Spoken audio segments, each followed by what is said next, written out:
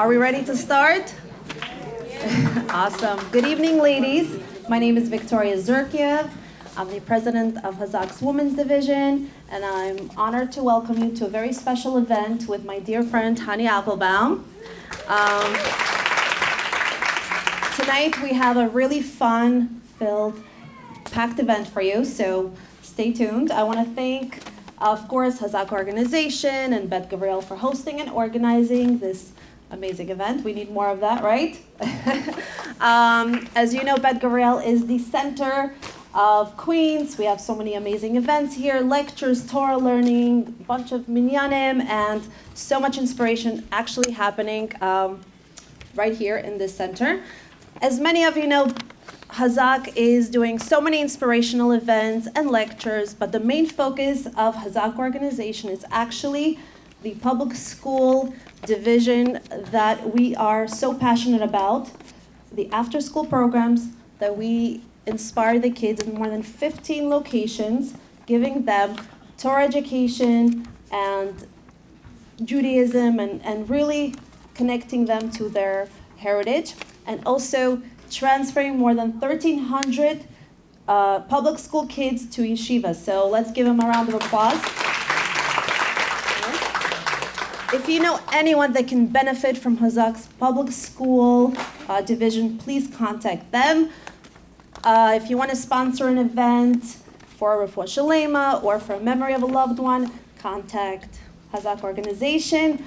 Another good news, of course, I want to thank Robbie and Natan and all the other people who work so hard putting together everything. And Chazaq is hiring, so if you're looking for an inspirational environment and making a difference, contact Chazaq and they're ready to hire you.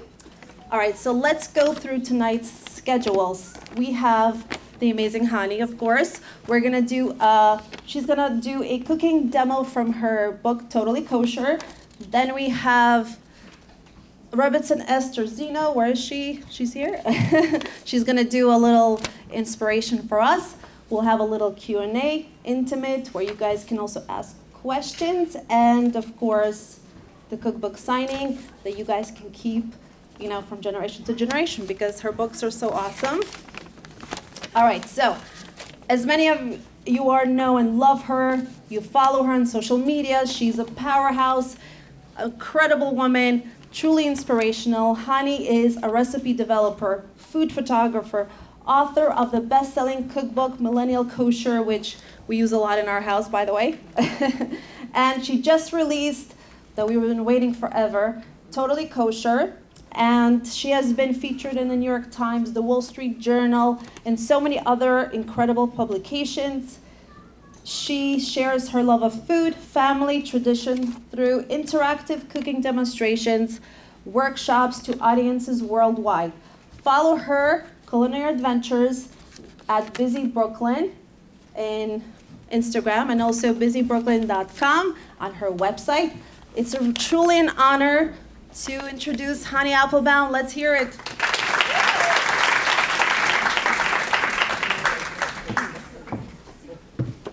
Thank you so much, Victoria.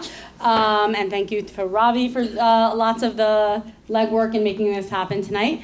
I usually have a clip on mic, so this is a little different for me. So we have to kind of like move around while I do it. It's so nice to be here. I know I have a very large Queens following, so I don't know if I've ever done an event here. Have I?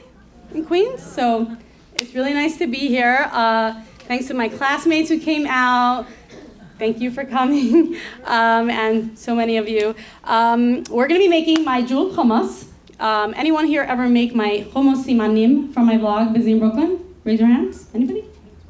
So that's a very, what? The beets one? The beets? It has beets and other things.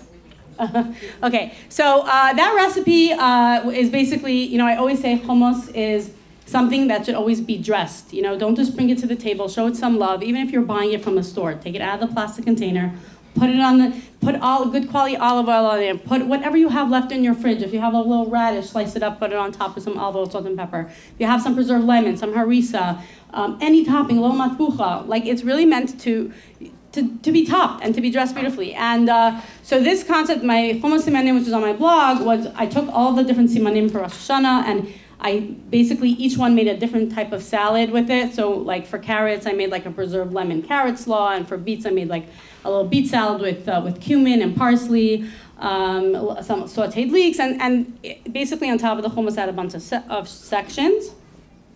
And it like literally went viral when I posted it, and so many people make it for Rosh Hashanah still, not in this community, looks like, but you'll have to look it up on my blog, visitnebrooklyn.com. Exactly. And it's a really great recipe. So this recipe was kind of inspired by that, because when I do come out with a book, I don't like to really put recipes from my blog, maybe one or two, a handful, but I want people to feel like everything's new and they haven't seen it before, and I really worked to give them something fresh and exciting. So basically I saw how much people love that, so this recipe was inspired by Persian rice. I know most people here are probably Bukharian, right? Not Persian, but you guys are Sephardic, so you know all about the spice and the flavor, and the big joke about, Ashkenazi, like our food has no flavor whatsoever. So, the joke I always like to say about Jewish food, and mostly really it's Ashkenazi food, is that it's really all brown. And, being in the culinary world, I'm really trying to bring a new face to the world of kosher, because it does have a stereotype for being greasy and brown, and it's not for no reason, because if you think about it, like most Jewish food is brown. Gefilte fish is beige, matzo ball soup is beige, potato kogel's beige, brisket's brown. Hummus is what color? So we're gonna take a bed of hummus now, and we're gonna make it beautiful and colorful. So I really love to bring the color to the kitchen, and we'll talk a little bit more about my journey later with Victoria. We'll do a little conversation, and then you can all ask questions as well. So we're gonna start with that. So the first thing that we're gonna do is make our sauteed onions, which are very, very fragrant. We take some time for it to cook down. So I always like to say the most important ingredient in the kitchen is salt. Your most important tool in the kitchen is a knife. And people tend to think that a sharp knife is dangerous, but actually a dull knife is much more dangerous, because when a knife doesn't cut, that's when you put pressure to actually try and cut something. If it's sharp, it cuts right through. Now, a lot of times people are afraid of their knife, and I think in most kosher kitchens we find that everyone uses those small, green, red, and blue knives. And those are peeling knives. They're meant for peeling fruit and doing small little tasks in the kitchen, not for actually, cutting down poultry or meat or chopping a salad. And really, I feel like when people are very intimidated by the kitchen and it feels overwhelming, it's because you don't have the right tools to complete your tasks. If you're trying to cut up a salad and you're using a knife like this, it's gonna take you forever. It's gonna feel like a huge chore, and I get that, but you're not using the right tool for the right purposes. So using the proper knife is really important. Get yourself an all-purpose chef's knife that can really help you. And for every person, it's different. People always watch me use my knives on Instagram. They ask me which knife is that. I want to get it. But you know what? Everyone has different size hands. I have tiny hands. Everyone has different length of their arm. So, the knife that's comfortable for me might not be comfortable for you. I don't like a traditional chef's knife because it feels too big for me since my hands are so small. I like this style knife, which is called a Sentoku knife. That's not the name of the company. That's the style. So it's shorter than a traditional chef's knife. It's more rectangular, and it's not as pointed. And this is what's comfortable for me. So find a knife that you're comfortable with, that you love. It's not about money. You should always keep your knife sharp. There's lots of great brands that are affordable that you can buy on Amazon these days. Read the reviews and get yourself a good knife. Okay, so now that we have our knife, we're just gonna cut our onion. So when you're cutting an onion, you always wanna go root to tip. And the reason for that is, well, it's not a great onion, but we'll make believe. So the reason for that is this is called the beard in the culinary world, because it's hairy, makes sense, right? So this root right here, that holds all the layers of the onion together. So if you're trying to slice an onion and you don't want all the layers to fall apart, cutting it this way as opposed to the other way, this is gonna hold all the layers together when you try to slice it. Okay, so then you're gonna basically cut off the tip, take out your outer layer of your onion. Or in this case, 2, if it's not a good onion. And I usually wear gloves for this, but I forgot to do them. Everyone asks about, the secret to not crying when you peel onions. For me, it's just wearing lenses. If you don't wear lenses, I'm sorry. I don't know. I don't find the onion goggles or anything else really works. And if you have a tip that you think you swear by, please share it. I'd be happy to hear it. Okay. This is really not the best onion. Okay, so when you're slicing anything that's round, so also like you're slicing a radish and you want to cut the radish into slices, and it's moving around your board because it's round, always cut it in half through the center and put the flat side down on your board. This way, it actually doesn't move and you can slice properly. Okay, so always when you're cutting something round, that's the way to go. Now, whenever you're slicing, you want to hold your hand in the claw position because you can never cut the tips of your finger if they're curled back. So first of all, it serves as a natural guard that you can't cut yourself, but it also serves as a guide and shows your knife where to go. So basically, you're going to hold it like this. And if you watch like the Food Network and you see these fancy chefs and they're slicing without looking, it's because their hand is telling the knife where to go. Like that, right? And also, like, my pet peeve is when people slice like really thick chunks of onion in their salad. Nobody wants to bite on that. So like, you have to learn how to cut an onion properly. And holding your hand like this also, it kind of gives your knife something to lean up against, so it's easier to slice it very thinly without by giving it some support. Okay, so I just cut the wrong side. Okay.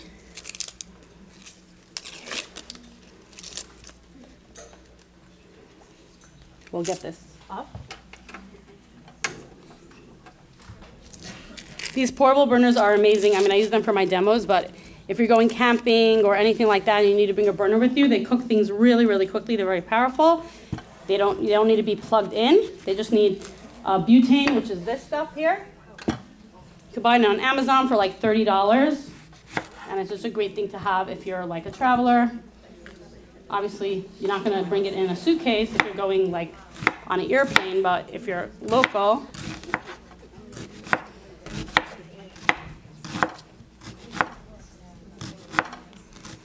okay, so let's sweat our onions. We're going to start with some olive oil.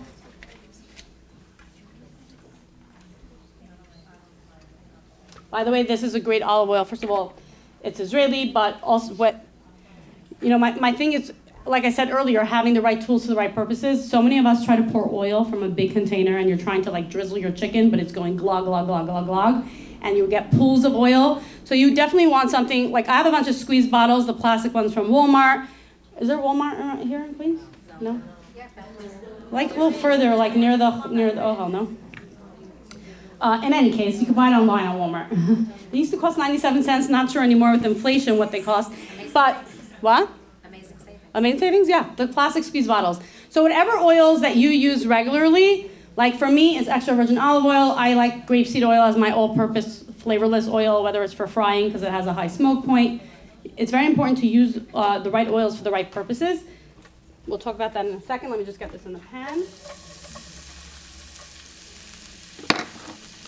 If you want, when you're sauteing onions,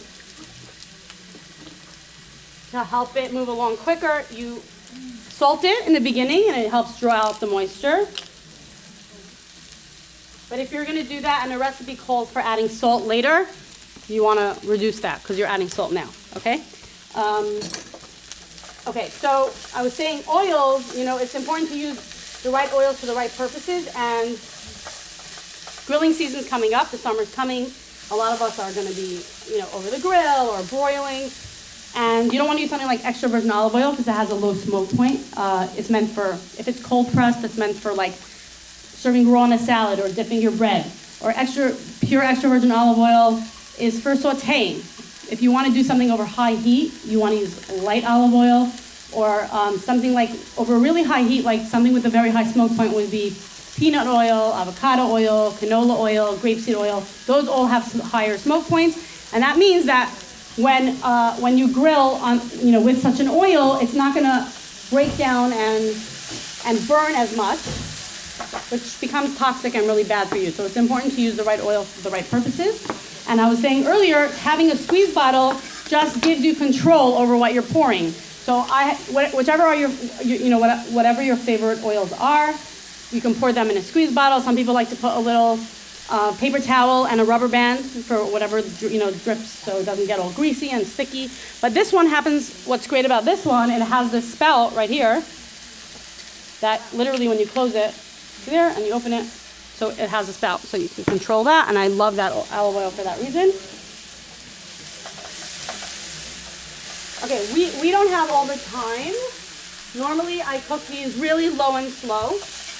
Put a little bit more oil.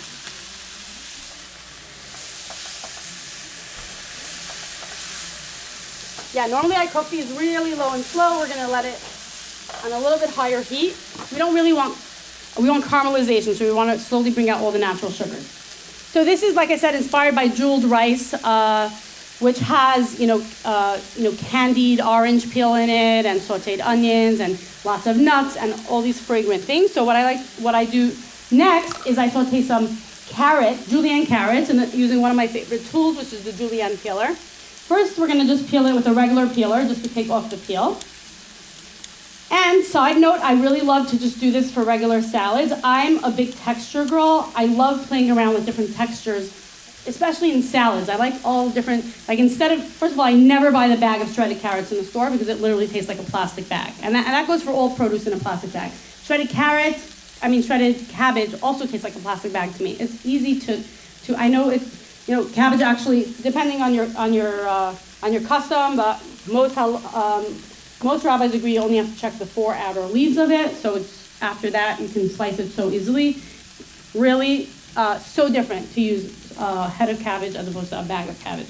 But that I get it. If you have to check it, then that could be a reason not to. But as for carrots, that does not need hashgacha. So with carrots, I would definitely go ahead and do it yourself. And let me show you what I use. It's called a julienne peeler. I was saying also, for salads, I use the regular peeler, and just like I peeled it like that, I just keep going around and around and around with the peeler. And then I put these carrot ribbons in the salad, and it just a really lovely texture as opposed to like a chunk of carrot. And nobody wants to eat a chunk of carrot, but like a carrot ribbon is lovely. So, if you ever, you have a carrot lying around, you're making a salad, you want a little color in there, just peel a carrot. Okay, so this is a julienne peeler. As you see, looks like a regular peeler, right? Takes up just as much space. I know what it means to have a small kitchen and not have space for tons of gadgets. So I really think it's important to think about what a tool, how much you're going to use it, how much space it takes up in your kitchen, and this takes up nothing, and it's a great tool. So what this does is, when you peel with this, you get carrot sticks. See that? So I use this for zucchini. I make zoodles or zucchini noodles, and I use it as a low-carb replacement for pasta with meat sauce or pasta with cheese. There's a recipe in the book for a modern take on a Waldorf salad where I do raw green squash and raw yellow squash and carrots, and it's just texturally a really lovely salad using the julienne peeler. If I'm making ramen noodle soup for my kids, or even if you're making chicken soup, when you cook up the chicken soup and you put chunks of veggies in there, they're really for building your stock and the flavor of the veggies. In the culinary world, I know we all serve our chicken soup with those vegetables. They wouldn't really do that. They would strain it, use the stock, and then put new carrots and new fresh vegetables because you've really drawn all the flavor out. It's a little bit mushy. So what I like to do, if I'm feeling fancy, is I will just use my stock and then I will julienne carrots like this and just add it to the soup right before serving, and it will just become, they're just so like dainty and nice. You could also do it with zucchini, like I was saying. You can do it with daikon radish, even sweet potatoes a little bit harder. You can make, little shoestring fries as a topping, for a soup with potato using this. So great tool, not a lot of work. And we're just moving under our carrots. Okay. This is definitely more color than I would like on these, but like I said, we're just moving ahead a little bit faster than I would normally. It smells like Pesach whenever I smell sauteed onions. Okay. Okay, so now we have our carrots here. They're a little bit long, so what I like to do is kind of just gather it, and I slice them in half or in thirds. And look at that. Super easy to do. You definitely want to buy a thicker carrot, not the bags of little, very, very thin carrots. Those will be very hard to peel. You're not going to have much carrots here. Okay, once our onions are, let's let it cook down a little bit longer while we prepare our other elements for the hummus. Okay, next up, we are going to seed a pomegranate. Who here buys their pomegranate seeds already seeded? in the store. Okay, then everyone knows how to do this? No? Okay, well, very easy to do. Oh, I forgot to do this thing that I do. You know what? Okay, we'll do it at the end. Remind me. I do this video before I do a demo wherever city I am or, area. So I just say busy in and you're all going to say Queens. And I'm going to do at the end of the year, have a reel of all the different places I went to do my book tour. Okay, so let's seed our pomegranate. There are a lot of ways to do this. This is my favorite way. Pomegranates are actually not in season right now. So if you're finding them in the store, they were either somebody stored them in a factory from many months ago and they're they might have some moldy spots, or they were picked really early and they're very young and baby and don't have a lot of seeds. So you're either getting one or the other. You want to cut off the crown, that tip that looks like a crown. Now cut it in half through the equator. Oh, this is a good one. Okay, now you're going to go over a bowl. Can you move the olive oil? Sure. Thank you. And you're going to loosen the membrane, but don't press too hard because you'll really break the skin. So kind of be a little gentle about it. Just loosen the seeds from the membranes, put it in the palm of your hand like this, and then you're going to take a spoon, and you're just going to knock on it.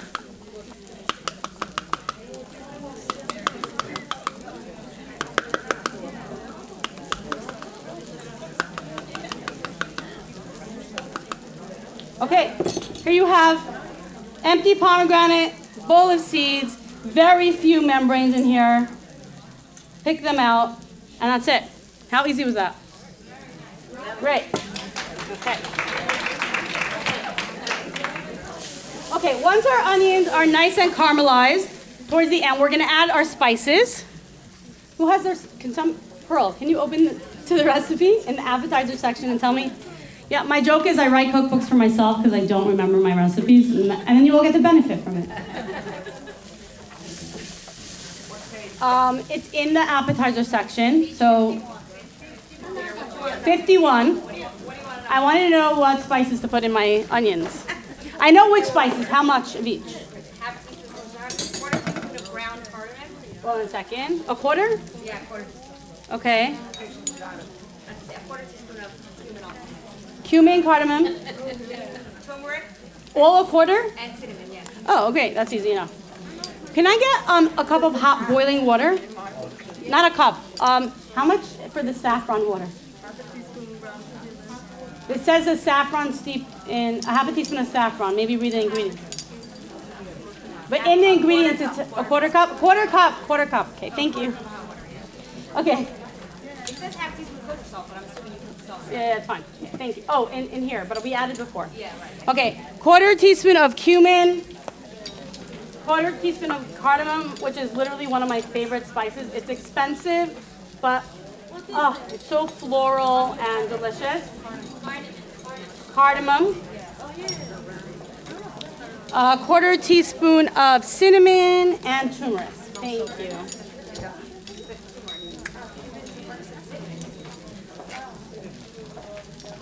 Okay, while we're doing this, who knows the ingredient that makes rice yellow, Persian rice yellow? Saffron. Thank you. Well, you guys use that in Bukharian cooking a lot? Nothing?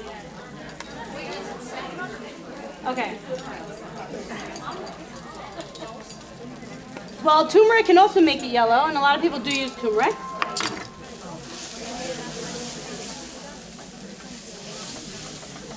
Oh my gosh, this smells so good. Can you guys smell this from where you are? Oh, so good. Okay.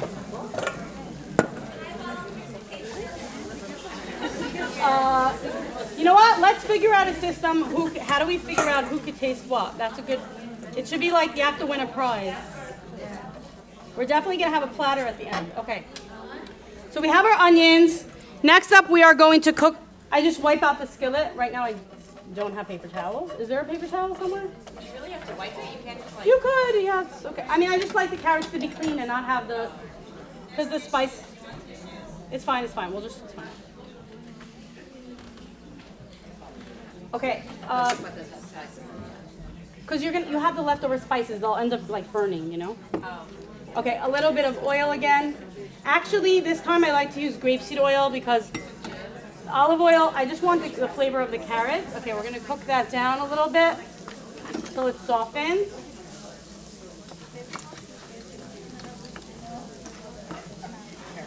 Make it, you just like do it from like memory, like you don't follow the recipe when you make it. I do. If you don't remember how to eat it, but you just have to do it out of like habit. No, I actually follow it, but I don't remember my recipe. Yeah. Okay, we're gonna let that cook down just to soften a little bit.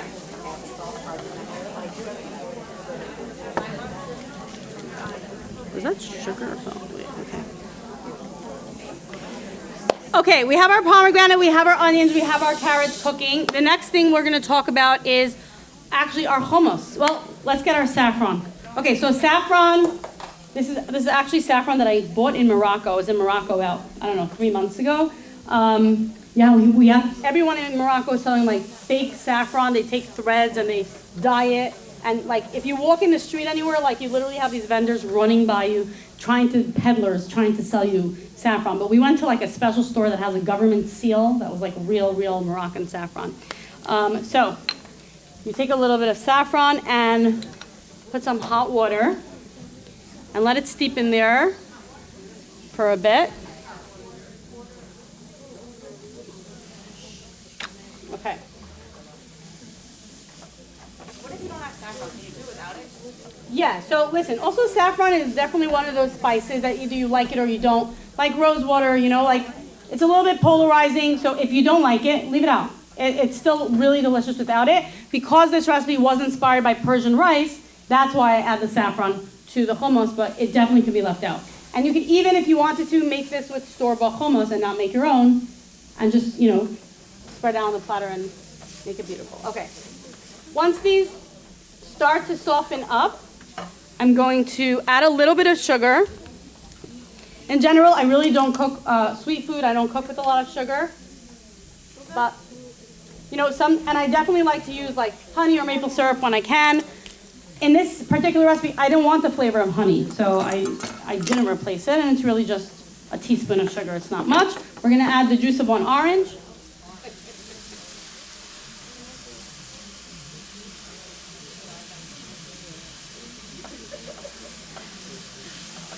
And just cook that down. It's already smell delicious. I'm sure. Okay. And you're gonna let that cook down till it gets like kind of syrupy and glazed. And here's a really great trick for when you're juicing citrus. I'll tell you 2 tricks. Actually, one of this trick, anyone here watch Top Chef? Yeah. Bravo? So I was, Gail Simmons is one of the judges. I was in her house this week. We cooked a recipe together. So I'm doing this series on Instagram called Cook the Book with different famous celebrity chefs. Today I did it with Jake Cohen, who's, today, check it out. We made one of the recipes in the book. So actually Gail's is going up on Tuesday, I believe. She showed me this trick at her house this week. Whenever you're juicing, you put a fork in it and go like this, and you really get out all of the juice. But another, for limes, which are a little bit hard to juice because they can be really tough, my trick for limes, which we're not doing juicing limes here, so I don't have any, is to use a pair of tongs. And in front of my book, you'll see there's a bunch of my favorite kitchen hacks, and this is one of them. Tongs that have a hinge at the end, so you cut the lime in half and stick it in that V right there, and then squeeze it, and then you get a lot of juice out. Yeah. Okay, so this is almost there. Okay, we have all that. Now we have our saffron. Now it's time to make our hummus. Now a lot of people think that the secret, everyone says, what's the secret to your perfect, smoothest, the most amazing hummus? A lot of people say that it's using real beans and soaking them overnight, and then you boil them till they're really, really soft. Those are all true, but really, to me, the secret to the best hummus is using good tahina, because hummus has a lot of tahina in it. My favorite tahina, and the favorite of many Israeli chefs, is har bracha. And now it's widely available in America. It wasn't, always, but last year or so it's become available.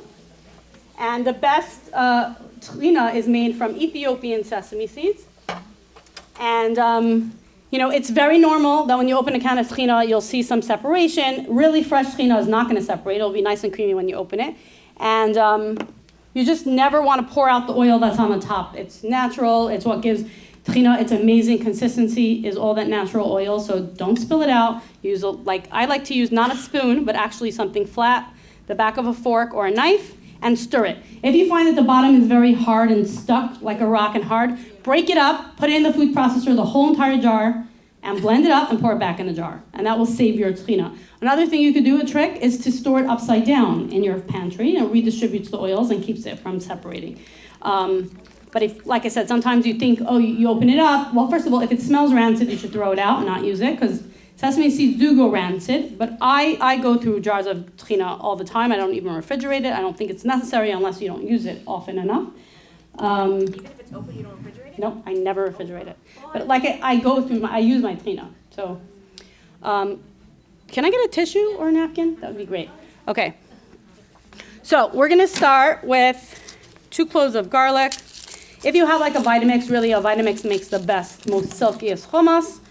A lot of us don't have that, but a lot of us do have food processors. So a food processor, first of all, makes a magical trina. If you're making trina, my easy trina, obviously I just throw in a bowl. Don't use a fork, use a whisk. The whisk is gonna help, emulsify the water and the oils of the trina together and give you a nice creamy consistency. But if you can, and you put it, thank you so much. Yes, great, thank you. If you can, put it in your food processor for like 5 minutes and just let it go, and it becomes like mousse, literally mousse. Just let it really go for 5 minutes. Okay, so we're gonna add 2 cloves of garlic.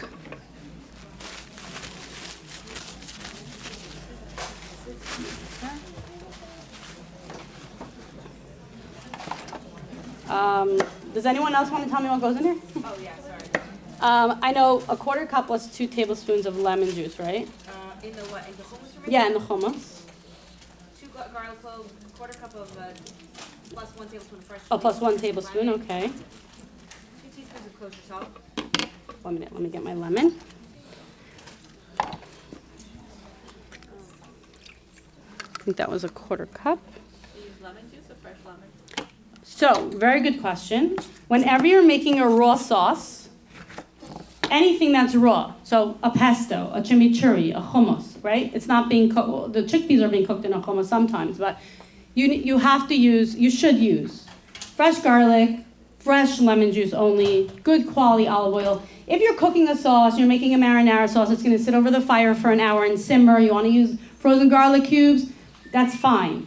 But if you're gonna, make something fresh, it's raw. It's not, you're eating the quality of the food that you're putting in there. So you don't want to really, if you're gonna use frozen garlic cubes in a hummus, it has that little bit of that stale flavor. Bottled lemon juice it just tastes processed. It tastes like fresca, in my opinion. So really and if you're making a pesto, if your olive oil's been sitting in your cabinet for 6 months, and it's a little off, your pesto is going to taste rancid. So buy yourself a fresh bottle of olive oil. All these things do matter in the end result of your cooking, really. Okay, so the lemon, I'm just going to do this. I needed a little bit more, okay. And then you said 2 teaspoons of salt, right? Yeah. So let's talk about salt for a second, because I just started the whole demonstration by saying, your knife is your most important tool in the kitchen, but salt is your most important ingredient.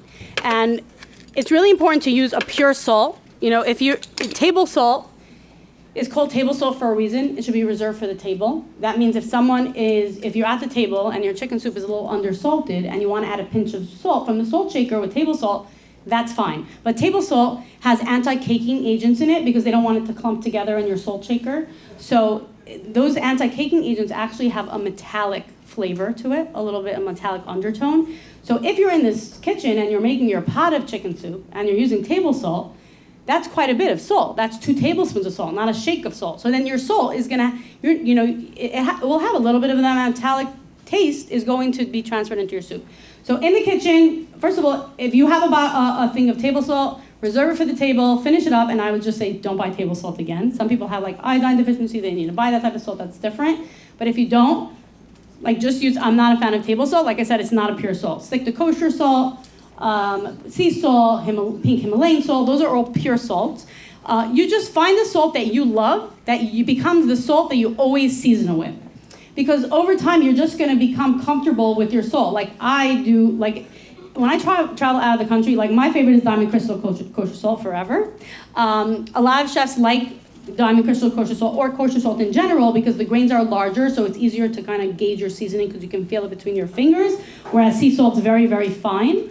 So if you're using kosher salt, if a recipe calls for kosher salt and you're using sea salt, you have to use about half the amount of sea salt because there's so much more salt packed into the spoon because the grains are smaller. Okay. So they're not created equal, sea salt and kosher salt. If it doesn't tell you what type of salt to use in a recipe, go with kosher salt because you're definitely going to err on the side of caution here and use the one that's less salty. And then if you need more, that's why oftentimes you'll find recipes where it will say, it doesn't say other seasonings to taste. Salt and pepper are to taste because all sorts are not created equal.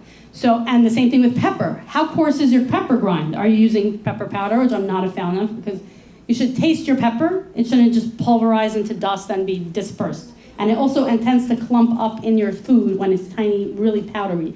So I'm always a fan of a little bit of coarser pepper grind. But yeah, so with pepper, it does make a difference. If it's a very fine grind, you're going to fit more pepper into the spoon, right? If it's a coarser grind, less pepper in the spoon. So therefore, that's why you'll find a lot of recipes will tell you salt and pepper to taste. And you should taste your food if it says that. That's the point. Always taste your food before you serve it. I always keep little plastic spoons on my... and let's talk about this for a second. Anyone here know what mise en place means?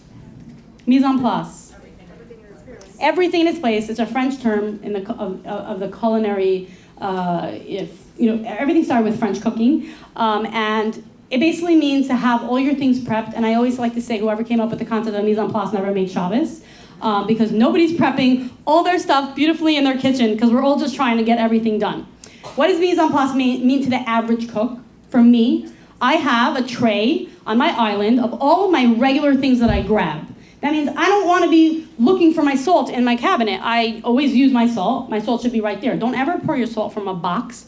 You'll always end up pouring too much. You should have a salt cellar with your salt in it.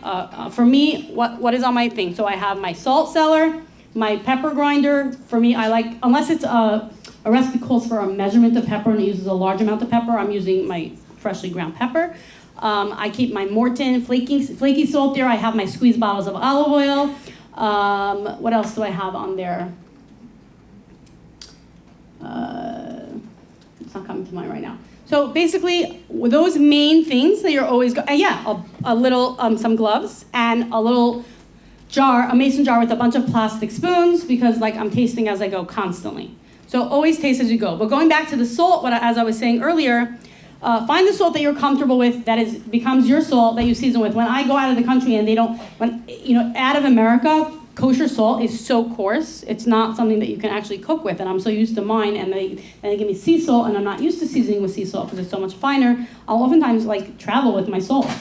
If I'm doing actually cooking for people and I wanted to, depending what the event is. So find your salt that's good, that you're comfortable with, and make sure it's a pure salt. Okay, what else are we putting in here? A little bit of cumin, I know. That saffron happens to the Right, the saffron water.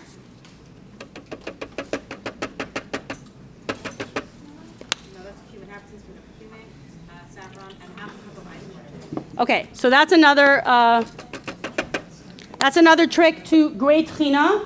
I don't have ice here, so we'll just make believe there's ice. But Israeli, you use ice water, makes your trina very white and very fluffy. So actually put ice cubes in your pitcher with your water when you're pouring it. Get it really nice and cold. Some Israeli chefs actually put ice cubes in their trina when they're making it. You don't have to put ice cubes in, but you should use ice water. Okay, let's get a cup of trina here first.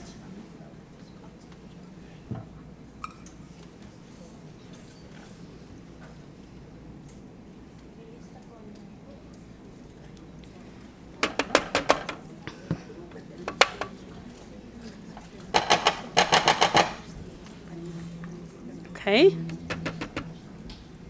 And how much water did it say? Half a cup. Okay. So I'm just going to get this blending. By the way, great trick, which I'm not using right now because I'm pouring water through the tube, but I just want to show you this because this is one of my favorite hacks. I use a food processor a lot, especially on Erev Shabbos. I make one dip after another. The hardest thing about using a food processor is when you do it, it just splatters all the little crevices. So you just put a piece of parchment paper like this and close it. Now you only have to clean the bottom of your food processor. The top is clean. But don't do this if you plan to pour oil through the tube, okay? Ask me how I know.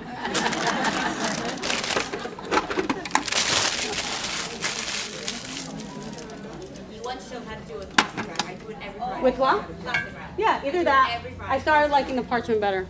Yeah, it's easier. Yeah, okay. So we're just gonna let that go and start pouring a little bit of water.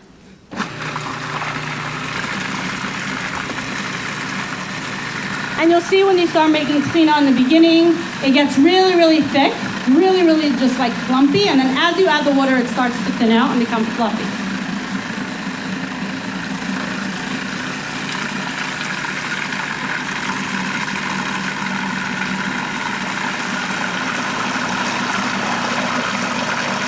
Like I said, if we have the time at home when I do this, is it going?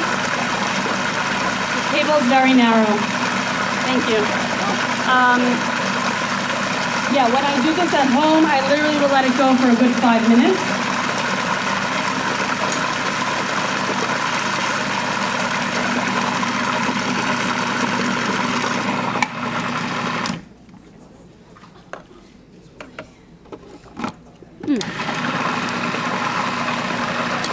Perfect. Okay, now it's time to add your chickpeas. Listen, if you can and you don't mind, you can use raw chickpeas that you soak overnight, boil up. I do use canned chickpeas. It's easier. If you're going to use canned, I like Goya the best. They're the softest, creamiest canned chickpeas that you can find. Drain and rinse them. That's 2 cans. Oh, there you go.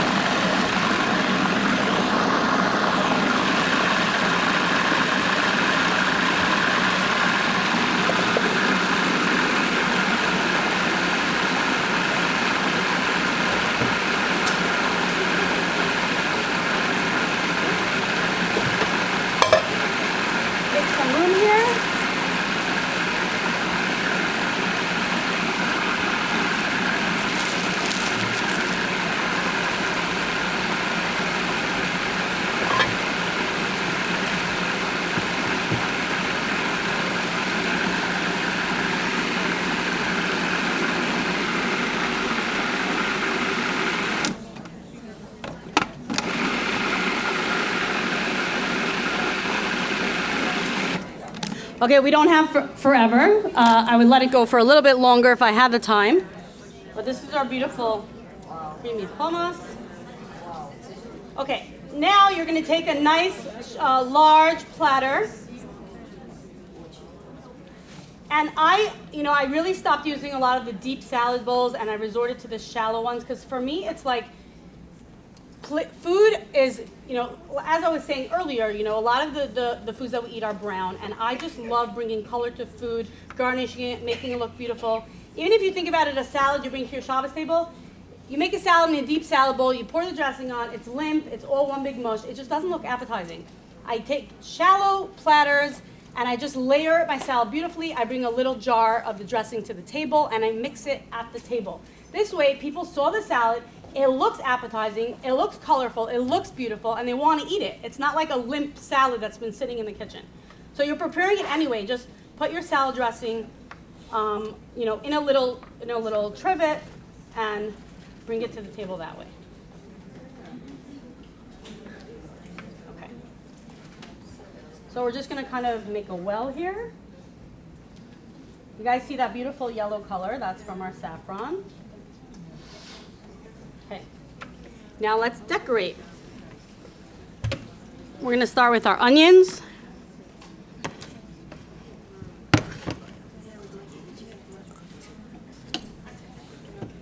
It's becoming a rich salad. Like a what? Very rich, a rich looking salad. Yeah. Jeweled hummus. That's why it's called jeweled hummus. It's jewels. Right?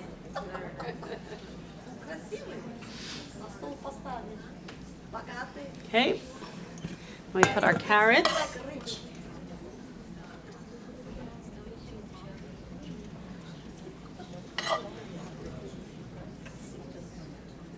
I normally like put on a pair of gloves and I go in with my hands. Don't be afraid to touch your food with your hands. Okay. Next we're gonna put some pomegranate seeds.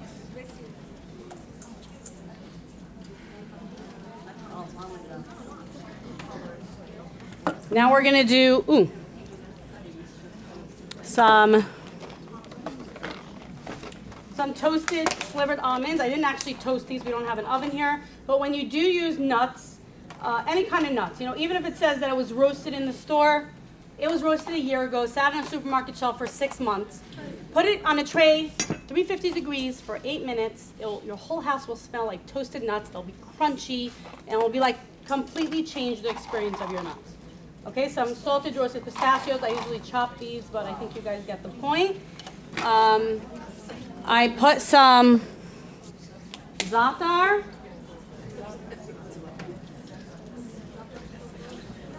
Some rose petals, edible rose petals. Do not need hashgacha. You can buy that on Amazon.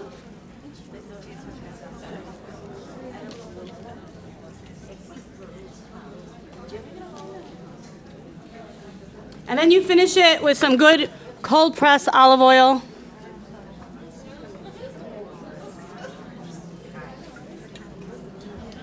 And that's how you take a brown food and make it beautiful.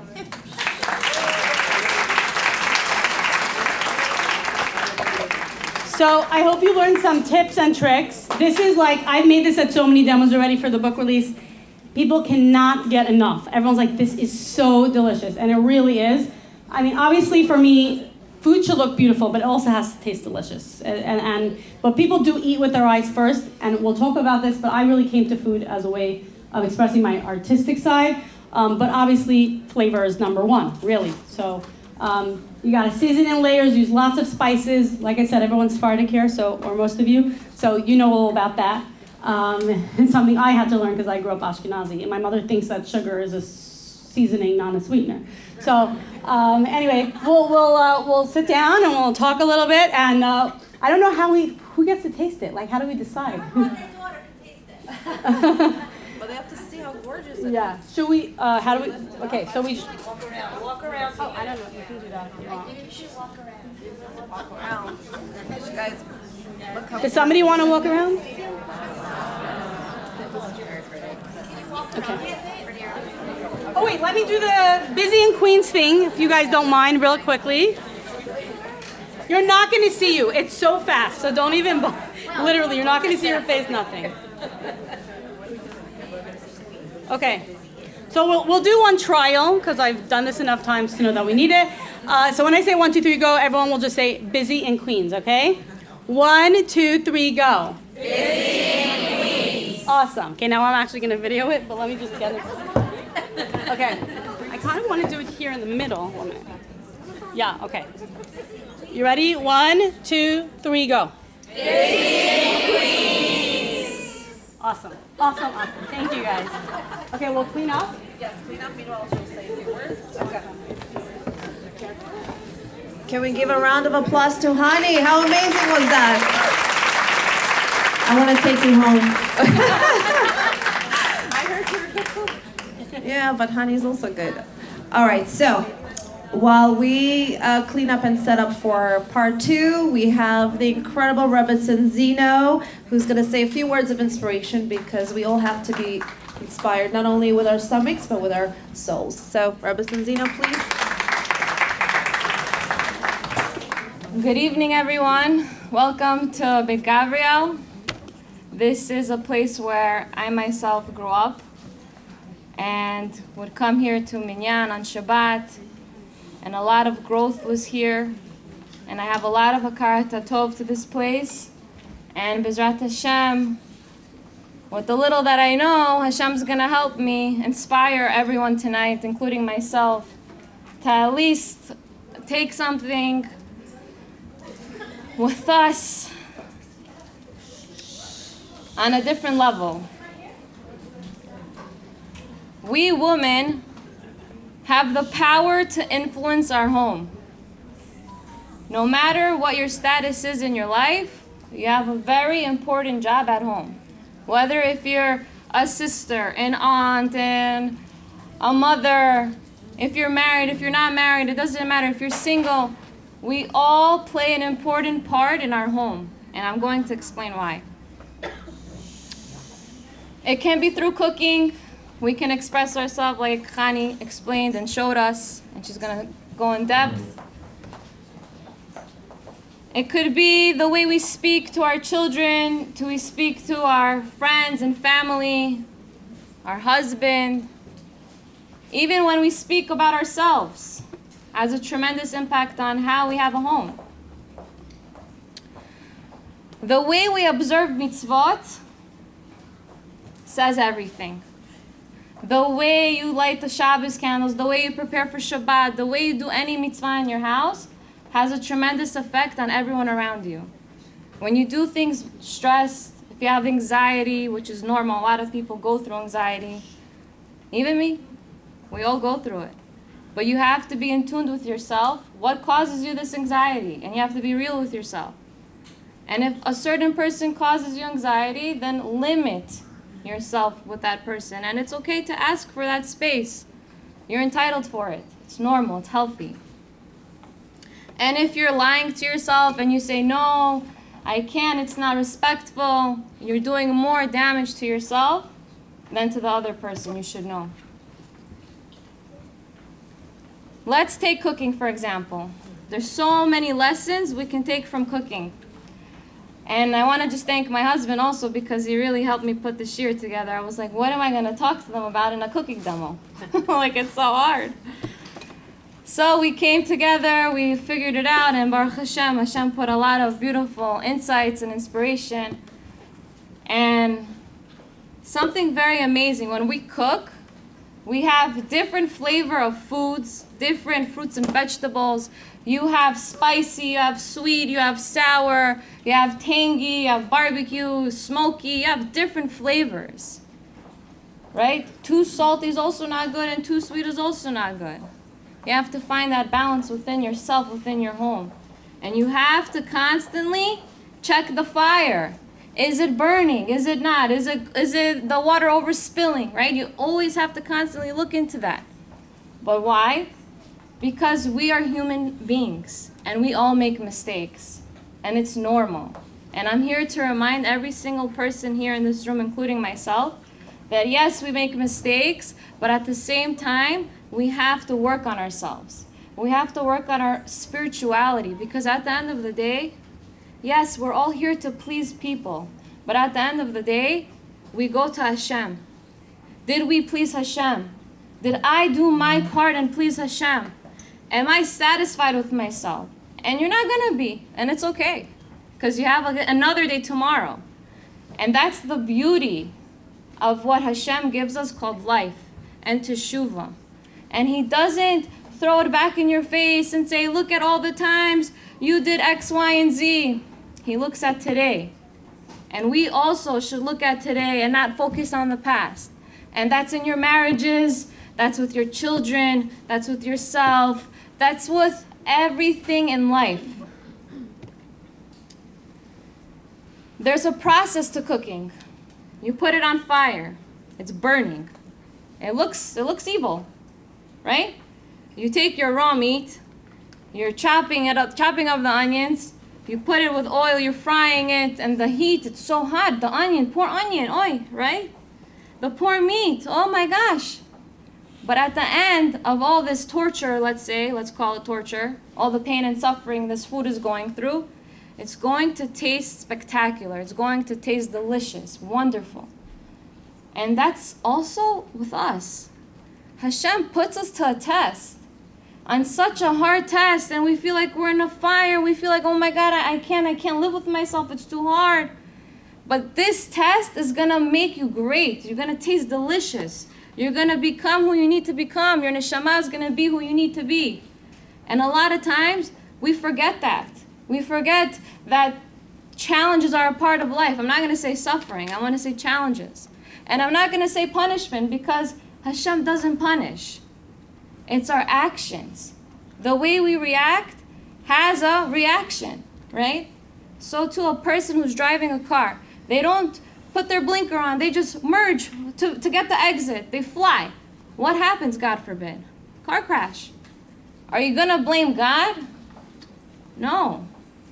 You're going to blame your action. Hashem gave us the Torah. He gave us 613 beautiful mitzvot to connect to Him. To connect Him, to be close to Him. He doesn't need these mitzvot. We need these mitzvot. And He said, if you keep my Torah to the best of your ability and you try and you work hard and you're sweating and you're trying to fix this recipe of life and you see the greatness in it, it's not a punishment. It's your own consequence. And a lot of times, I teach here, there, certain places, and I always tell people that we cannot blame Hashem. We cannot. We have to reflect on ourselves. We have to reflect on the ingredients that's inside myself. And we have to realize, am I too spicy? Am I too sweet? Am I too salty? Am I too sour? Whatever it is. Or smoky. Or spicy. But you have to remember that we are here for a reason. Enough pleasing people. Please Hashem. We're here saying, oh my God, I'm having guests come for Shabbat. I'm going to set up a beautiful table and salads, and you're killing yourself. But inside, you're just like, I hate this. I'm miserable. Or you really like it. But sometimes you just don't care to please Hashem. Or you think, Hashem made me. I am how I am. That's it. Maybe? How can we say that? I'm going to try my best to give you guys a recipe for success. I'm not going to go too long. I'm almost done. But, Bekitzer, one thing that I personally realized myself in my life is when I put my trust in Hashem, like really put my trust in Hashem, I really see the salvation come. But when I worry about, oh no, this person has to help me, this person has to help me, that, Hashem doesn't help me. Hashem says, you know what? It says in Shar Bitachon, Hashem says, I'm going to let that person who you rely on take care of your problems.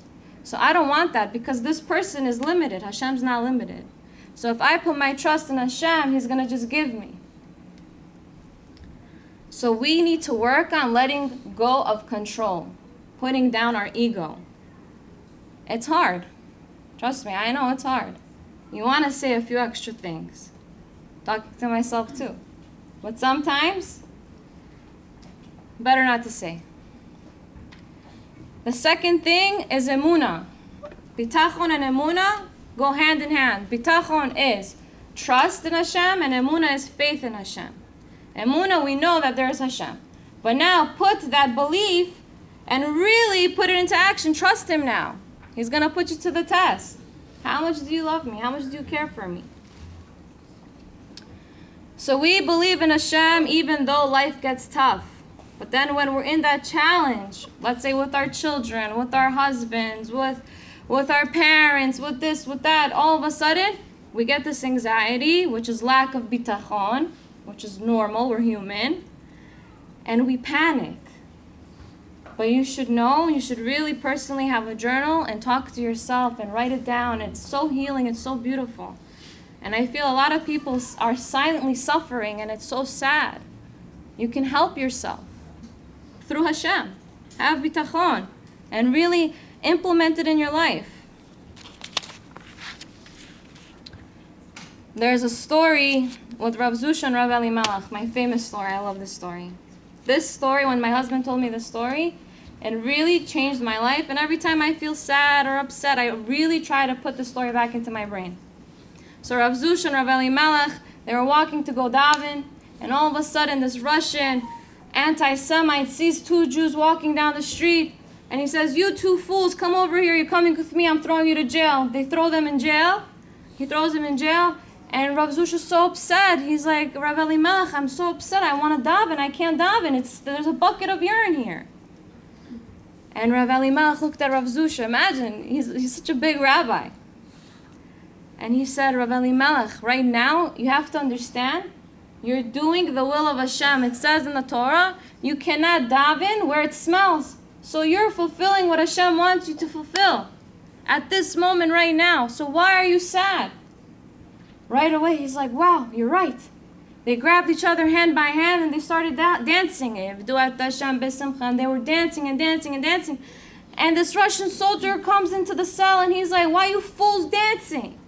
Oh, this bucket of urine is making you happy? He goes in, takes the bucket of urine and takes it out of the cell. What happened? In the suffering, they were happy and they saw salvation. So this is the key to our success. You have to be besimcha in your suffering. It's hard. I'm not saying it's easy. It's very hard. And once you accept it, besimcha, I guarantee you, the salvation will come right away. But you really have to believe. You really have to believe. Each part of the cooking process, we use different measurements. If you add too much salt, you just like ruin the whole dish. It's like, woof, too salty. Sometimes certain things need more sugar than others. So you need to ask yourself in life, am I being too nice to this person? Do I need to set boundaries? Do I need to work on myself spiritually? You need to ask yourself these questions. It's very important to have a deep, meaningful conversation. They say DMC with yourself. It's very important. And I try to do that every day.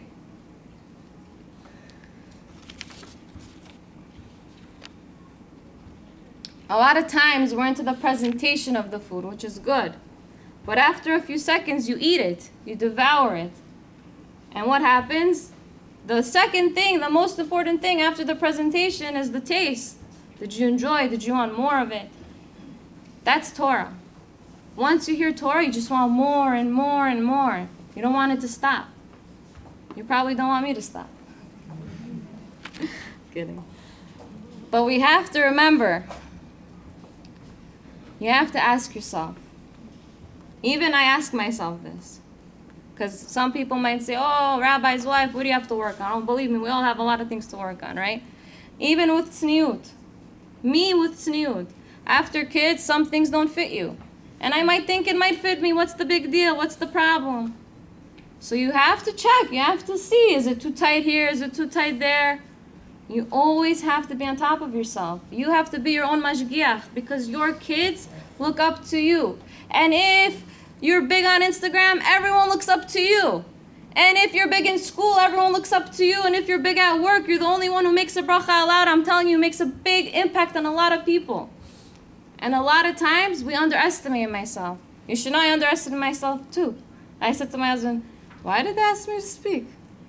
Happens. He said, don't worry, you have to do it. Just like Esther Amalka.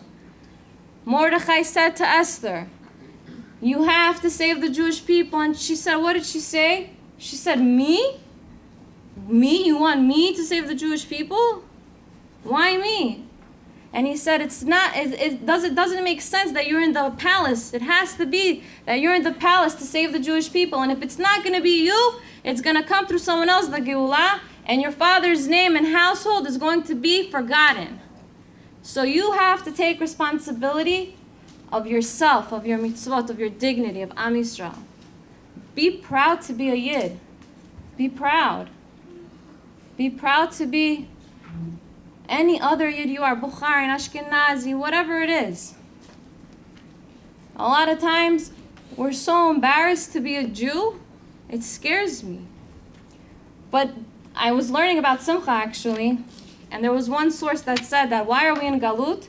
Because we're not happy doing the mitzvot. And why are we also in Galut? Because of Sinat Chinam.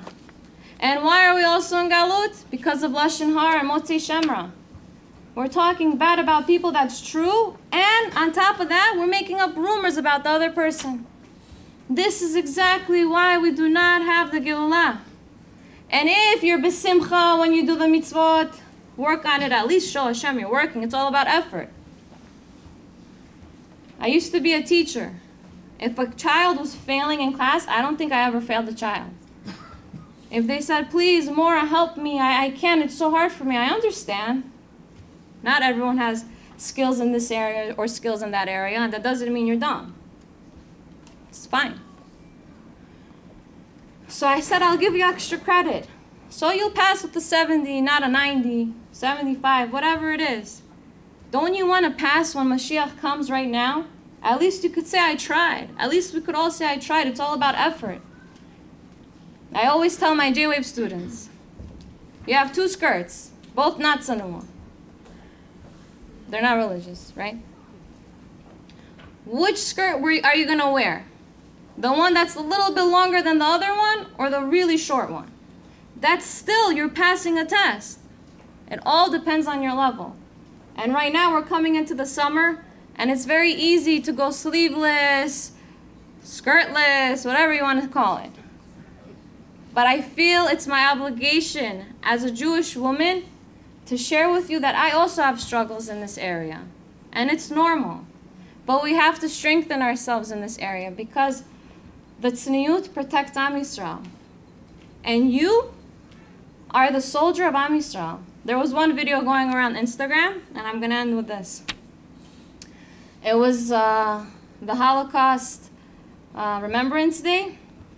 And there was one old man putting on tefillin, and behind him was like, 40 soldiers. Do you guys know what I'm talking about? And they're all standing like this with their guns. And the old man, Holocaust survivor, is putting on tefillin.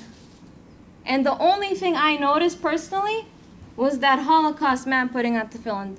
To me, I appreciate the IDF, I appreciate everything, but without Torah also, without mitzvot, we don't have protection. It has to be 50-50. You need people in war and you need people doing mitzvot and learning Torah. You can't just have one or the other. It needs both. So you're a part of this Jewish army. And through your home, as you're cooking, as you're davening, as you're complaining in the back of your head, try to be b'simcha. Try to tell Hashem, I'm going to work on myself more. Try to crank up your flavors. Don't be too boring. Be exciting in Judaism. Judaism is exciting. There's cool people that are religious. I think I'm one of them. I think so. So in life, we follow a recipe, which you all have in your hand, a cookbook. And Hashem gave us a beautiful cookbook also. It's called the Torah. And all your answers are there. So I give us all a bracha, that whatever I said came from my heart, that we should at least take something small. It doesn't have to be major big, doesn't have to be crazy big. Something small. And say, b'schut, to bring Mashiach. Forget refuah shalema, forget shidduch, forget all this. B'schut, to bring Mashiach, I want to do this. And I guarantee you, it's going to be because of us that we're going to bring Mashiach. Thank you, guys. All right, so everybody wants to know, how did all of this start? How did you find your way into the kitchen and realized you have the gift? So I actually never stepped foot in the kitchen before I got married. Being a very creative person, as you can see from my recipes and my style of my cooking, I just thought it was a whole lot of rules, and I'm not very square, and I like to think outside the box, so I was like, this is not for me. I have a sister 1 year older than me. She lives in Australia. Can't get further than that. Anyway, she used to help a lot in the kitchen. I was like, I'll wash the dishes. I'll fill the dishwasher. Just please do not make me cook. I'm not interested in that. But then I got married, and I think, finding your way around the kitchen is just a rite of passage if you're a Jewish housewife. And I used to call my mother every Friday and ask her how to make potato kugel and gefilte fish and challah and all the traditional foods that I do not cook. For those that know my food, I always joke, like, why do we take vegetables, boil out all the flavor, mash it up, add eggs and oil, and bake it when you could just roast it with olive oil in the oven? So I'm the anti-kugel. But back then I was making little broccoli kugelettes, and I was basically just, I wasn't a very bad cook, I wasn't a very good cook, but I realized, as I started to host, my friends would all call me, and every time I would bring food out, they'd be like, wow, this looks so good. And I realized I had a knack for presentation. I've always been into scrapbooking and a little bit of photography and crocheting and all these different crafty things. And I used to help a lot with the family parties and things like that. So food was like an artistic. I realized that when I was serving it, that you can play around with food, make food look beautiful. Obviously, back then when I got married, food styling is not what it is today. I had like gefilte fish 3 ways on my blog and a platter. Which I would still never- make it, by the way. I say gefilte fish has really died in the culinary world a lot. But people still love it. Do you eat gefilte fish though? You're like sorry. No, but yeah. Yeah? I host sometimes. Who here eats gefilte fish? Raise your hand. Wow. It's pretty. In Millennial Kosher, I had a recipe for. I was like, everyone know like Moroccans really they put their nose up at gefilte fish, and I did these Moroccan fish cakes where I took a loaf of frozen gefilte fish, defrost it, add lots of spices and garlic and herbs, and fry it into patties, and then I cook it in a Moroccan sauce. And one of my first demos that I did on my book tour from Millennial Kosher was in Montreal, a very large Moroccan community there, and I made these like minis, and they couldn't get enough of it, and I was like, I got Moroccans to eat gefilte fish, like I won. It's a miracle. So like I really love that fusion cuisine. But going back to the question, so I really saw that food could be a way to express myself creatively and artistically, and it kind of just piqued my interest. So I started watching the Food Network a lot after work. I would come home and I would watch it. I subscribed to some food magazines. I started following food blogs, which back then there was maybe Smitten Kitchen and Pioneer Woman, and that was it. Now there's literally probably trillions of blogs on the web, but there was like basically 2, and definitely no kosher ones.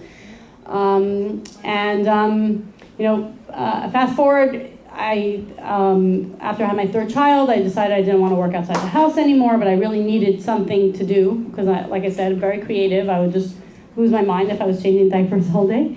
It's for some people, it wasn't for me. So I decided I was going to start a blog, and I didn't really know how to cook very well. Actually, the first blog post was a Jamie Geller recipe from her cookbook, from the recipe from the from the Bride Who Knew Nothing, which is that's who I was. That I adapted in my own way, but I didn't know how to develop a recipe. I didn't know how to come up with my own recipes. But right away, like when I started the blog, and my tagline was cooking, crafting, and coping. Because I was posting recipes, I was posting my different crafting projects, and then talking, about being a mom of young children, and really just combined all my loves, my passions, which were, my creativity, writing. I was a freelance writer, and all those things, and there were I started getting so much feedback. I would post on Facebook. Instagram wasn't even around yet. And every time I put up a blog post, like people were commenting. They were commenting in the messages. Like it was needed in the kosher world. Filled a big void in the kosher world. So, from then, that was in 2011. I like to say my blog just had its bas mitzvah because it's 12 years old. And, once I had started that, it was like, okay, so now I'm doing this, but like, I don't really know how to cook. So I went to kosher culinary school. And that was about 10 years ago. And I would say the thing about culinary school wasn't that like, it wasn't the skills that helped me. It was going in with the mentality that I am going to try everything, no matter what. I grew up with a very Ashkenazi Hungarian palate that's like garlic powder and paprika, and like I said, sugar is a seasoning, not a sweetener. So my mother made very sweet food. I never tasted herbs. She never used, thyme or rosemary or parsley or cilantro. Very minimal spices. Now she does use all those things. She definitely, experimented a lot more. But growing up, it was the Hungarian flavor profile. And I went to culinary school, and I promised myself that no matter what, I would try everything, even if I thought I didn't like it. And I had a lot of things I didn't like. I didn't like ginger. I hated cilantro. And I remember we made this pad thai, which is a Thai kind of stir fry with rice noodles and a lime, tamarind, chili sauce, very, very spicy. It has tons of cilantro, peanuts, and actually there's a recipe in the book called pad thai, which is a Middle Eastern spin on pad thai, and it's really fun. It's such a delicious recipe. Do they use tamarind paste in Bahrain cooking at all? No, but they use a lot of cilantro. Yes.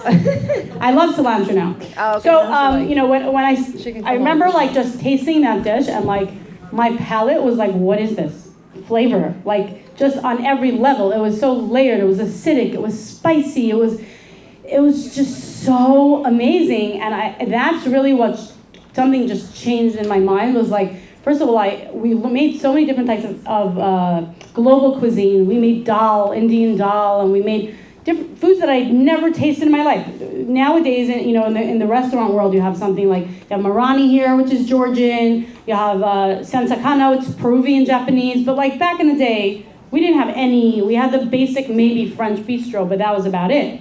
So in the kosher culinary world, and also all these products weren't available. You couldn't get gochujang, you couldn't get sriracha. So, it was all new flavors to me, and it was so, so exciting. And that's what really, I would say, I started to do these spins on, every time the holidays came around, a few of my friends in the kosher blogging world started around the same time as me. And every time a holiday came around, I was like, who's going to come up with the coolest latke or the coolest donut? I'm very competitive. So I was like, I have to come up with the most creative thing. And a lot of it was inspired by these global flavors because I took so much interest in it. Like for Hanukkah, I made these poutine latkes, which were inspired by poutine. Anyone here know what that is? What is it? Yeah, French fries with gravy and cheese curds. It's a national dish of Quebec. And I had gone to Montreal and ate it in pizza, I think it's called? Pizza. Anyway, I was like, oh my God, what is this? This is so good. Went home, did it on potato latkes, and I ended up on the front page of the Wall Street Journal. They came to my house, I made latkes with them, and I made the recipe, and they interviewed my bubby, and my bubby said, it just turns my stomach to see what she did with potato latkes. Literally, in the Wall Street Journal, they quoted her. Because, my bubby was like making really traditional foods, and she was very, very proud of me, but she didn't get necessarily she believed in the tradition, which I still believe in. And actually in this book, there's a chapter on traditional foods. And lots of things from my bubby, which are taking off. My bubby's blueberry pie cake, a lot of people are making. So, that's kind of what started it all. And from then, I also, back in the day, took a photography class with Mendel Myers, believe it or not. Those of us that are my age remember him because he was like the wedding photographer back in the day. And he gave like this 3-week series in Borough Park on how to use a SLR. And I was taking like pictures with we didn't have iPhones. It was, with a cheap camera and my yellow light of my kitchen island. I didn't understand anything. And he basically, I bought an SLR. I learned how to use the basic settings. He's a wedding photographer. He didn't teach me anything about food photography. And from there, like once I understood how to use a camera, I was self-taught and I got better over the years. And really going to my blog for me is like such a journey because you could see, how I went from gefilte fish 3 ways, terribly plated, to like really beautiful, thank God, beautiful photography. And I photographed this book and my first book. And just like, how my food and my cooking has evolved so much as well. So yeah, that's pretty much answers the question, I think. Yes, it does. Okay, I'll try to keep the other ones shorter. When you first started the Busy in Brooklyn blog, did you ever think it would turn into this huge empire, so many followers, worldwide people are using your recipes and following you, and a lot of your recipes went viral. Yes. So, tell me what your thoughts about that. No, because you know what, for me, I really started as a hobby, and I picked up so many hobbies in my life, and they all just like, yeah, I'm gonna do this, and then like 2 months, I buy all the things to become like an expert knitter, and like 2 months later, they're in my basement and never looking at it again. So yeah, I was just always a person that picked up a lot of hobbies, and for me, it stuck because I realized the power. Like, I'll tell you one short story, but there was one, maybe it was 2 years into starting my blog, I made this recipe for the 9 days of chili pie in jars. So you basically make a vegetarian chili. It goes in a mason jar, a layer of cheddar cheese, and a layer of cornbread, and you bake it in the oven. So it all bakes up, and each person gets their own jar. And, like I said, this is before iPhones. This is before Instagram. So somebody literally, she made it, for her family, and she took out her camera and took a picture with her digital camera and put her SD card into her laptop and sent me an email with a picture of her whole family sitting around the table and everyone's holding a mason jar. And it just was like, wow, look at the power that I have to bring families around the table. Like, how special is that? And it really, like, for me, it was just so special that I can do that. And I just really wanted to continue. So, for me, like what I do, it's not just about the food. It's about, especially, we live in a time of anti-Semitism, and to be a proud Jew, the fact that we're all celebrating our Jewishness. I have people messaging me from Nigeria, from Zimbabwe. They're making challah for the first time. They're making brisket for Rosh Hashanah. Like, not everyone is interested in organized religion and they see all the rules and it's not for them, but here they're taking something that's so easy, we all eat, and they're using the recipe to celebrate their Jewishness and celebrate their heritage. And like, it has such deep meaning for me that's so beyond just tasty food. Got it. What you said about, with all the anti-Semitism in the world, do you ever face anti-Semitism as being the Jewish? I have to say I don't get it a lot, actually, and I think part of that is, well, first of all, for those of you that don't know, my brother Ari Halberstam was actually killed in a terrorist attack on the Brooklyn Bridge in 1994. If you drive on the FDR coming towards the Brooklyn Bridge, there are signs that says Ari Halberstam Memorial Ramp, and he was 16 years old and he was killed by an Arab terrorist on the Brooklyn Bridge just because he was a Jew. So obviously, like I said, for me, what I do has much deeper meaning because I feel like I have the opportunity to celebrate what he lived for and what he died for. And I think that when you have a platform, there's two ways to go about fighting the fight, and I know you're very involved in it, and thank you for all your work. But I think that a lot of people are you can fight it in a positive way or in a negative, not negative way, but you could be stop hate or you could just show love, right? So for me, my attitude is always, let me just be an example of what it means to be a proud Jew who proudly celebrates their heritage, who is an honest person, who has a beautiful family, who's doing something they love, as opposed to when things happen, I'm going to be like, saying stop the hate, or doing it in the way of that way. So because I choose to do it in a more positive way, I don't find that I actually get much hate on Instagram at all. Because you also show something that brings people together, which is food. Yes. And it's not political. Right. So I definitely try to stay out of politics, and like I said, I just keep it very, very positive. Okay, let's talk about your new cookbook, Yes. Totally Kosher. Millennial Kosher was a huge success. Yes.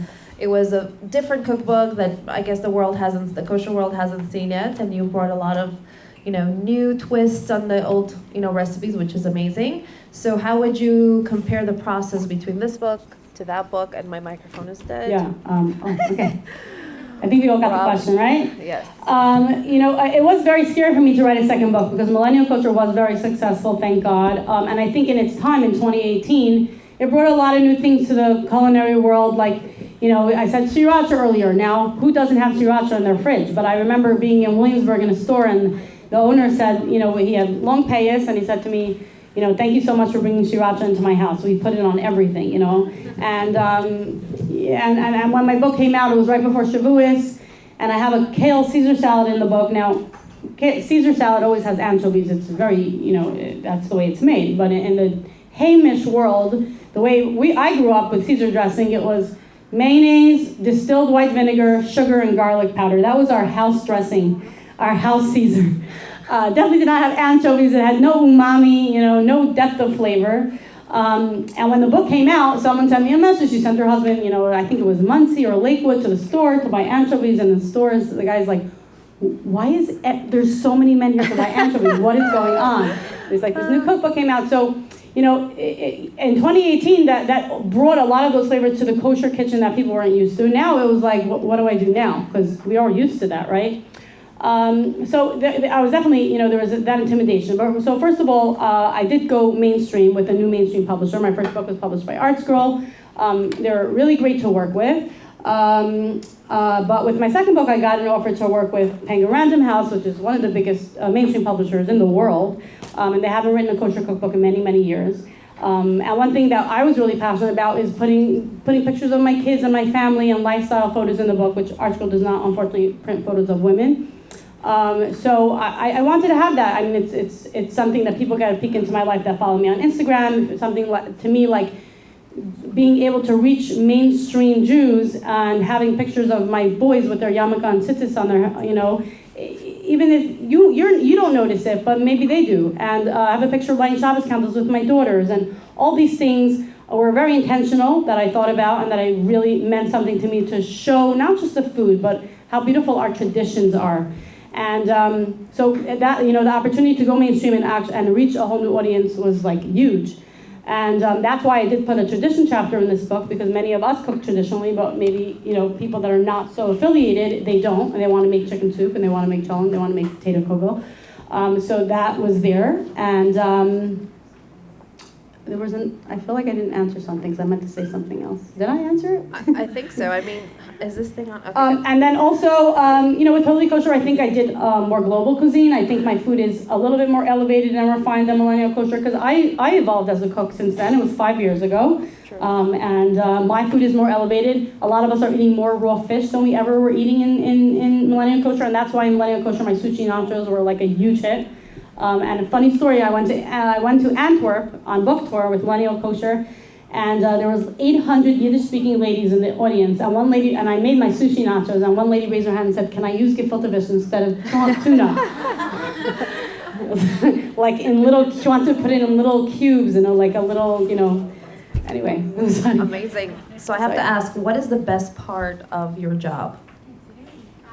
So much. Yeah, travel, thank you. I do love, I'm like filled with wanderlust. My sister's like, Chanie, you manifested like that at this point, like in my career, thank God, I have a lot of opportunities to travel around the world. And really that also, I think this book is influenced by my travels a lot. There's recipes from Italy and different places that I've been. So I love that I get to travel. I love so many things. I love the recipe creation. It's just like being creative in the kitchen. I love the photography so much. I love connecting with people, and I love teaching people. Like I love when I do a demo and everyone, you hear like the, like whoa, in the audience when someone sees something cool and they have their aha moment, or just people telling me I just had so many amazing stories through the years. Some people started to keep kosher. Someone came to my demo literally 2 weeks ago. She told me she decided to go kosher, but it was too much for her, so she's just going to do, dairy. And the rest, she's not. Then she ordered, because she decided to do dairy kosher, she got my book on Kindle, and she said there were so many amazing meat and chicken recipes, she decided she's going fully kosher. Wow, amazing. So yeah, which is so nice, and just even people just saying they found the love in the kitchen again, or their kids are cooking in the kitchen, or bringing their families around the table. I mean, there's so many different ways to touch Shalom people. Bayit, all of a sudden the wife is in the kitchen. Yes. Thanks to Chanie. Yeah, so many. I mean, I meet so many people that are like on dates. They tell their husband, they start naming the dishes that the husband likes. Like that's her, So yeah, it's funny. Okay, so what is the future for the Busy in Brooklyn brand, for Chanie? What could we look forward to?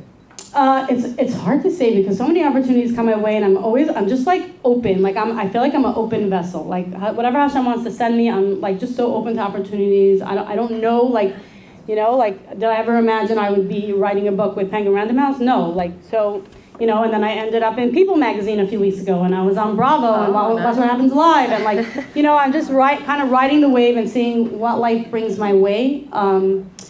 Yeah. Okay, you bring us so much pride, and we're so Thank you. honored to have you, and really proud of you. Thank See how you evolved, and let's take some questions from the audience. If anyone has any questions, yes. Thank you so much for doing this, first of all. So cool to have the book and to meet you. Thank you. So one question I have, if you're comfortable answering, is what's the positive and negative, if you're comfortable answering that aspect, impact that it's had on your, children seeing this, or maybe even the impact of the food, however.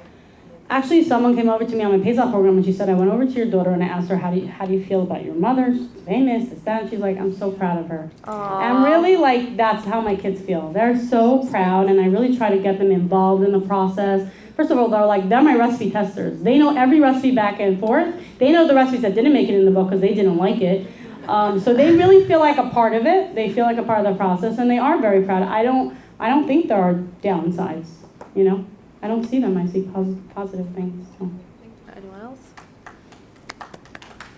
Yeah. I just want to say thank you. I enjoyed this class so much. Oh. And it taught me so many things. I'm so glad. I know last time. Right. But I really enjoyed it. Yeah, I really try, when I do a demo, you know how to make chicken, you don't need to see me do that. I want you to walk away, having learned something. So I try to, if I use an ingredient, talk about why, when, how, where, really, so you go home learning something. Yes? How do you stay so down to earth and I don't, in terms of Instagram and all that stuff. very easygoing and Yeah, it sounds like we're in your kitchen. I feel like I'm in your kitchen. We're Right. by the island, hanging out with Chanie. First of all, I'm doing this for so. very relatable. Thank you. I'm doing this for so many years, really, like the demo part, like I could do it in my sleep. So I do feel, in the early years, I would get butterflies in my stomach before I went on stage, every time. And now, like, zero. Like, I just feel like I'm in my comfort zone, I'm in my zone. But it took time, to get there. And, like, I just feel like I'm doing what I love. I really try not to get, like, Instagram for me is, like, it's great that I get to reach people, but, like, I don't care for the, like, celebrity part of it. I don't, like, most of the time when people want to send me freebies, I don't want them. I'm not in it for that. For me, there's, like, a really deep sense of meaning and purpose to it. Unfortunately, you do find a lot where people are just like, oh, they want to get popular on Instagram. Oh, look at bloggers, I guess it's free stuff. Like, I don't know. Like, also, because I started so many years ago, like, I'm on Instagram for many, many years, and a lot of my friends. You were one of the first. Yeah, we all feel the same way. Because we're, like, the oldies, it's not empty for us. Like, it's really been a journey to where we've come to, and, like, I guess we don't get wrapped up in the empty thing, empty parts of it. And you didn't start it for the fame. You started for your passion to Yeah, yeah, share yeah. with the world. So Right. it's a different. Yeah, for sure. Question. All these critical books are great, but they're always for 8 to 12 people. What about small people who Well, want my to recipes know feed for, on average, 6. 6 people? Yes. What about recipes for 1 or 2? I think that 1 or 2 is a very niche book. People that are cooking a recipe, it's usually when you're having company, you're having a dinner party. It's not, in general, in the cookbook world, publishers don't love to write books that are super, super niche. I think that if serving 1 or 2 people is like a specific book that only caters to, like, dinners for yourself or dinners for a couple. So, like, it's just, it would reach a much smaller demographic. Doesn't make sense for a recipe writer, a food writer, to write a book that only serves that many, because then you're going to cut out all the people that are cooking for a company, cooking for dinner parties, cooking for a family. So you have to think about how you reach the greater audience. I think that that's the reason. How about in the future having a separate section that halves a recipe to make it Like instructions on how to have a recipe? half a recipe? Oh, half of a Half recipe. how to modify recipes. Right. Like the hummus. Right. It serves a lot. How do you do it for 3 or 4 people? Right. A lot of recipes could just be halved easily. I think with baking it's much more difficult when it comes to food. And I also say in general, recipes are guidelines. It's really, when it comes to baking, it's more of a science. But if you're making food, they're really a suggestion for you to be inspired by. You don't have to follow it to a T. You can make it your own. And you should. Yeah. So in Millennial, you have that recipe, I think, with the butternuts, the soup. Yes. And you even say that this is like one of the healthy, for people. Why aren't people like you, with everybody going into health, in such a health oriented, and you're so creative? Why aren't we focusing a chapter on health? Like I do keto, and I did the Shabbos I made with raised leeks. That was like the perfect. Mm. It was delicious, but it was the perfect healthy recipe for me. So I'm just wondering, why not? Why not? It's back to the same thing, which is that if you focus your book specifically on one niche, which is healthy recipes, you can write a healthy recipe book. No, you misunderstand. Oh. You had, I think in that book, Yeah. there's only one. Why not make it? They're not. Actually, Millennial Kosher, first of all, Totally Kosher, even more than Millennial Kosher, is a cleaner book. I rely much less on processed foods. You'll see that if you look through the recipes. But that's also how, as a chef, that's how I adapted in my kitchen. I use less processed products. But as a food writer, when I write a book, I try to have a little something for everyone. And I think that there's many healthy recipes in Millennial Kosher. All my pecan date chews, my date pecan pies, and they're all like healthier desserts. I have my sugar-free broccoli burgers, sugar-free butternut squash pie. I have a whole recipe on meatless meals, which wasn't something that was really done in the kosher kitchen, because I'm passionate about that. But also, when I write a book, I really try to think, okay, have I reached people that like, kid-friendly food? Have I reached people that like a little bit more gourmet food? Do I have something there for someone that's healthier, someone that's gluten-free? And there's a little bit for everyone. You can't, that's all I can do, right? And it's really a reflection of me also, because at the end of the day, I'm the writer, and these are foods that I love to eat and feed my family. Yeah.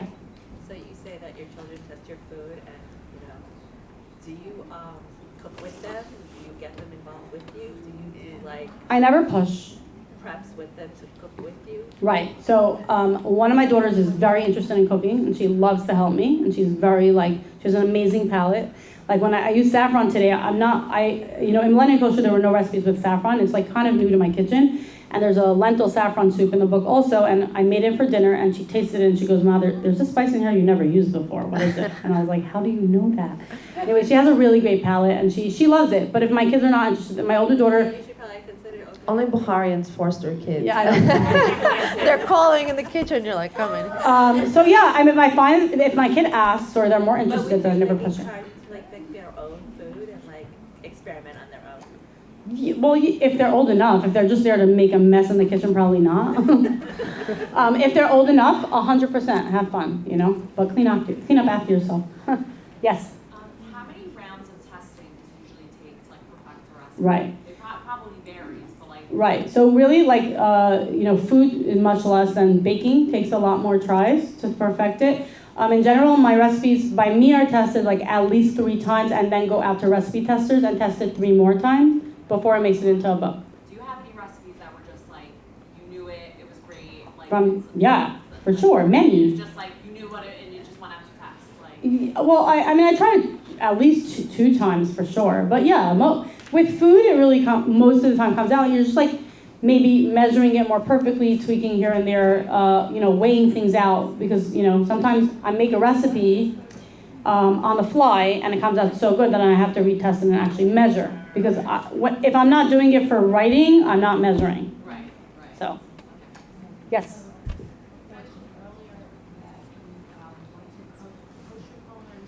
Yes. So it closed, unfortunately. And then it reopened and it closed again. Right now, the only one that I know of is in Israel, in the Galilee Institute, and it's a state-of-the-art, amazing culinary school. They have their own winery, they have their own greenhouse, really, really state-of-the-art, and it's kosher. They actually called me to come down there and give classes there. So, no, but they have in English also. The Galilee Culinary Institute, yes. Yes.